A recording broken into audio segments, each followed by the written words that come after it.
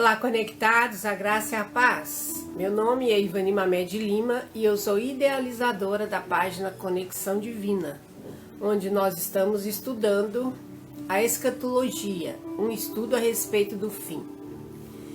Esse tema de hoje e todos os outros que nós já vimos são temas importantes para o nosso conhecimento, para a nossa informação, mas eu confesso que é um tema assim bastante difícil, não só para ensinar, porque ele depende muito não só daquilo que você conhece e lê, mas também daquilo que a gente consegue receber de revelação, né? Então, assim, o livro de Apocalipse, que é o mais simbólico de todos os livros escatológicos, ele é um livro, assim, difícil de ler e muito mais difícil ainda de entender. Os teólogos consideram que para você entender Apocalipse, você tem que ter muito conhecimento bíblico antes. E a linguagem de Apocalipse é uma linguagem bastante figurada, bastante simbólica. O importante é que cada símbolo tem a ver com a história. E nós temos sempre falado aqui que esses acontecimentos do tempo do fim, na verdade, são uma seleção espiritual que está sendo feita na Terra. Por quê? Porque o plano de Deus precisa ser cumprido. E todos os livros de Gênesis ao Apocalipse falam dessa história do tempo do fim, já mesmo antes do fim. Por quê? Porque isso já estava no plano de Deus. Então, na verdade, o que nós estamos vivendo é o final de um tempo em que Deus está finalizando o seu plano. No seu plano, nós tivemos uma intercorrência através da queda, nos separamos do que ele tinha planejado por conta da nossa desobediência, porque ele tinha dito a Adão que não comesse da fruta do conhecimento do bem e do mal, e ele comeu junto com a Eva. E aí o que aconteceu? Isso simbolicamente diz de um desvio que houve no plano de Deus. Provavelmente Deus já sabia disso, então está tudo acontecendo dentro do plano dele. E o que nós temos que ter consciência? Que esse tempo de separação vai acabar, porque o que Deus quer é ter um relacionamento profundo com o homem. E o que Deus quer é que o homem entenda que ele é uma criatura de Deus, que ele é um filho de Deus e que Deus, de certa forma, é o Criador e ele é o dono de cada um de nós.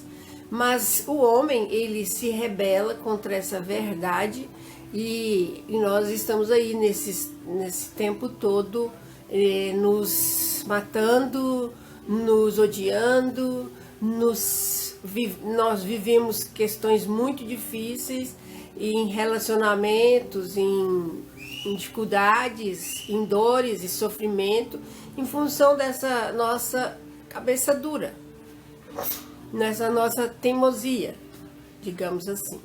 Então, o que esses acontecimentos todos representam é esse tempo de seleção para que cada um seja provado na sua fé, cada um seja provado na sua obra, para que cada um seja chamado naquilo que ele realmente é. Não só nós como humanos, mas também todas as instituições, todas as empresas, todas as pessoas, em nível coletivo e em nível mundial. Então nós estamos vendo e estudando tudo isso com essa perspectiva, uma perspectiva bem panorâmica, nunca aprofundamos em nada, porque justamente o que eu estou dizendo é um estudo profundo para que nós pudéssemos entender tudo isso, mas a informação é importante, então é esse o nosso objetivo. Então nós estamos estudando como base, né, do nosso estudo o capítulo 24 de Mateus. E nós já estamos vendo hoje o verso 32, onde Jesus fala da parábola da figueira. Nós vimos no vídeo passado que Jesus fala que o dia da vinda dele vai ser como um relâmpago, né, que vem do Oriente ao Ocidente num instante só, de uma forma assim rápida, precisa e intencional e que todos possam ver, né? E é nesse sentido que ele vem. Então, para explicar isso e para dizer que nós não sabemos, não vamos saber, não vai ser revelado para nós o dia. Então nós precisamos estar justamente por isso, estar atentos aos sinais. Então ele conta a parábola da figueira como exortação à nossa vigilância. Eu vou ler então no verso 32. Aprendei, pois, a parábola da figueira. Quando já os seus ramos se renovam e as folhas brotam, sabeis que está próximo o verão. Todo agricultor e toda pessoa que cultiva plantas sabe reconhecer os sinais da planta. Se ela está bem, se ela vai florescer, se ela vai frutificar, se ela não está bem, se ela vai morrer. Então esses sinais, ele toma a figueira como um símbolo, né? E esses sinais que a própria planta dá, vai também ter esses sinais na própria vida. Então vejamos. Assim também vós, quando virdes todas essas coisas, sabeis que está próximo às portas. Quer dizer, e toda essa grande tribulação, todas essas questões do clima, do terremoto, da própria natureza. Então, todos esses sinais são sinais que nós já podemos perceber que está perto, está às portas o fim. Em verdade eu vos digo que não passará essa geração sem que tudo isso aconteça. Essa geração aqui. Em verdade vos digo que não passará esta geração sem que tudo isso aconteça. Passará o céu e a terra, porém as minhas palavras não passarão. Tudo isso que nós criamos em termos de civilização, em termos de desenvolvimento tecnológico, em termos de ciência, em termos de noções e modelos para economia, para política, tudo isso vai passar. Só não vai passar o que ele fala aqui, ó. Só as palavras dele não passarão. Mas a respeito daquele dia e hora, ninguém sabe, nem os anjos do céu, nem o Filho, nem o Pai, senão o Pai. Passará o céu e a terra, porém as minhas palavras não passarão. Então, tudo que nós crescemos, tudo que nós vivemos, tudo que nós criamos, tudo que o homem criou, tudo com a sua própria vontade, isso tudo vai passar. Inclusive as nossas histórias, essas coisas de família, essas coisas que a gente vive, tudo vai passar. Só não vai passar as palavras de Jesus. Mas a respeito daquele dia e hora, ninguém sabe, nem os anjos do céu, nem o Filho, que era ele, senão o Pai, que é Deus. Pois assim como foi nos dias de Noé, também será a vinda do Filho do Homem. Quando Noé estava fazendo a arca, todo mundo ficou debochando dele, não acreditaram nele, quando ele falou que ia ter ele tinha tido uma revelação, que ia ter um grande dilúvio, muitas águas e tal, ninguém acreditou. E de repente começa a chover e todo mundo, quando a arca já está pronta, começa a perceber que, nossa, só ficou quem estava na arca. Então é tipo isso. Porquanto, assim como nos dias anteriores ao dilúvio, comiam, bebiam, casavam e davam-se em casamento, até o dia em que Noé entrou na arca, e não o perceberam, senão quando veio o dilúvio e os levou a todos. assim será também a vinda do Filho do Homem. Então 2 estarão no campo, um será tomado e deixado outro. Duas estarão trabalhando no moinho, uma será tomada e deixada a outra. Portanto, vigiai, porque não sabeis em que dia vem o Senhor, o vosso Senhor. Então aqui ele está falando disso, ninguém sabe. E também ninguém sabe quem vai para o reino. Um vai, outro não vai. Pode ser um marido e uma mulher, vai o marido, vai a esposa, não vai o outro, vai não vai. Então ninguém sabe como que vai ser essa seleção. Portanto, vigiai, porque não sabeis em que dia vem o vosso Senhor. Mas considerai isto: se o pai de família soubesse a que hora viria o ladrão, vigiaria e não deixaria que fosse arrombada a sua casa. Então percebam que é importante e é fundamental que nós creamos nas palavras, no que está escrito, na palavra de Deus, que se a gente crê que nessas parábolas, nessas profecias, já é o suficiente para a gente se preparar e saber que vai vir, a gente só não sabe o dia. Então aqui ele está falando é isso. Se o pai de família soubesse, ele se guardaria, ele se prepararia. Por isso ficai também vós apercebidos, porque a hora em que não cuidais, o Filho do Homem virá. Ok. Então, aqui está falando da nossa vigilância e do quão rápido e do quão imprevisível vai ser. Só que nós não podemos prever o dia e a hora, mas nós podemos perceber os sinais. E a nossa intenção aqui como página é justamente trazer para vocês essa informação, para que vocês saibam o que está escrito na palavra. Muitas vezes pessoas que estão nos vendo não estudaram a Bíblia, não sabem dessas verdades, dessas informações. E aí eu estou passando isso para que vocês tenham essa capacidade.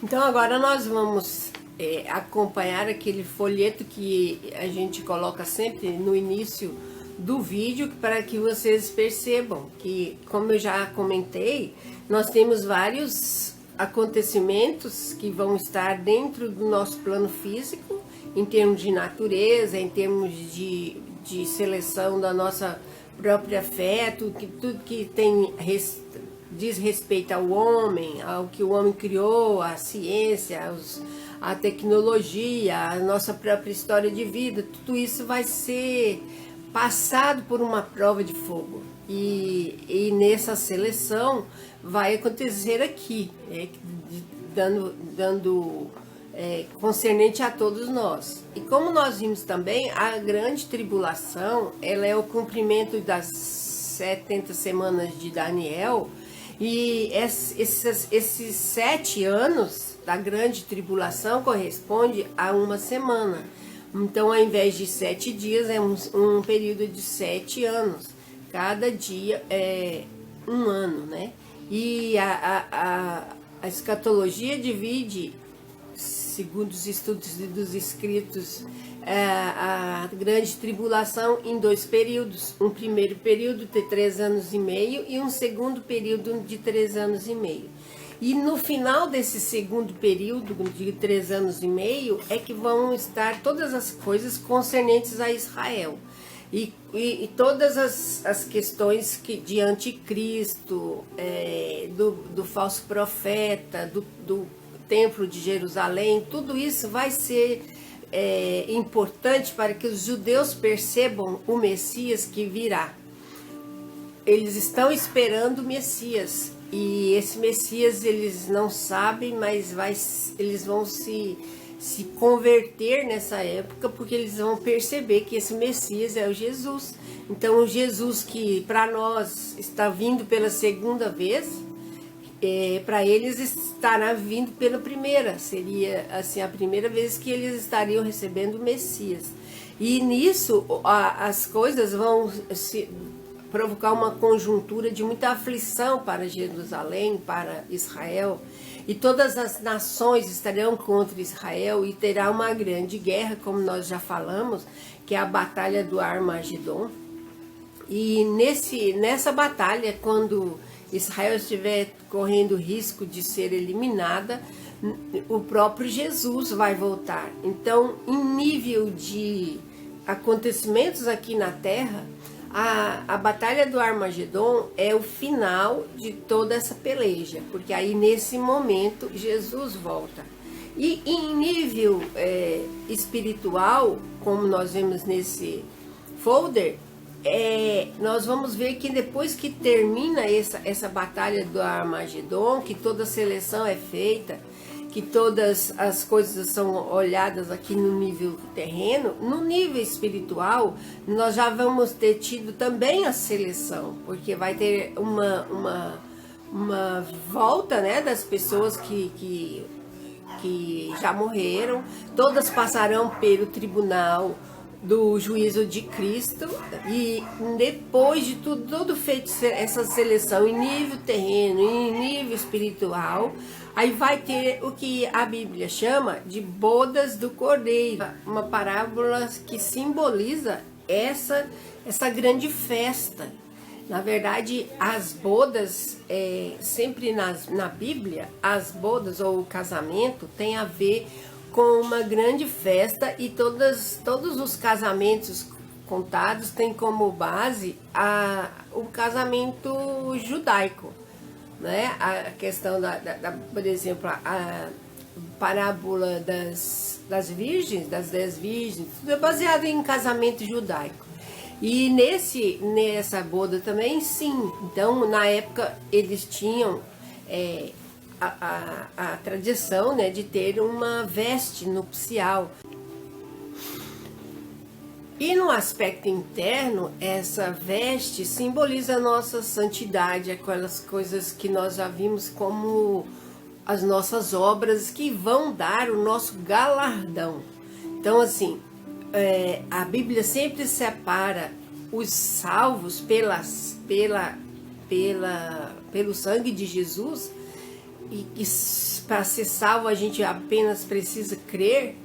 Então essa salvação, ela é essa primeira veste, mas a veste interior, aquela que é a veste da nossa pureza, da nossa santidade, das nossas obras, que vão nos dar o galardão. Então somente os vencedores, que Apocalipse chama, que entrarão nessas bodas com essa veste. Essas vestes precisam também ser conquistadas por nós para estarmos nessas bodas. Ler Apocalipse 19, no verso 7, 8 e 9. Alegremo-nos, exultemo-nos e demos-lhe a glória, porque são chegadas as bodas do Cordeiro, cuja esposa a si mesma já se ataviou, pois lhe foi dado vestir-se de linho finíssimo, resplandecente e puro, porque o linho finíssimo são os atos de justiça dos santos. Então me falou o anjo: escreve, bem-aventurados aqueles que são chamados à ceia das bodas do Cordeiro. E acrescentou: são estas as verdadeiras palavras de Deus. Prostrei-me ante os seus pés para adorá-lo. Ele, porém, me disse: vê, não faças isso. Sou conservo teu e dos teus irmãos que mantêm o testemunho de Jesus. Adora a Deus, pois o testemunho de Jesus é o espírito da profecia. Então percebam que nesse trecho aqui de João, dessa visão que João teve, ele percebe as bodas do Cordeiro como um casamento de Jesus com sua noiva. E essa noiva é, na verdade, a igreja que é pura, que tem atos de justiça do santo. Então nós vemos que quando fala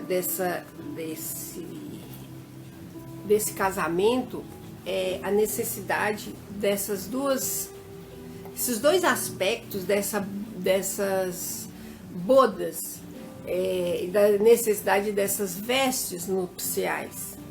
Então nós vemos que todo esse programa, todo esse cumprimento, tudo isso que nós estamos vendo de acontecimentos do final dos tempos do fim, da consumação dos séculos, nada mais é do que a nossa preparação para voltarmos a Deus.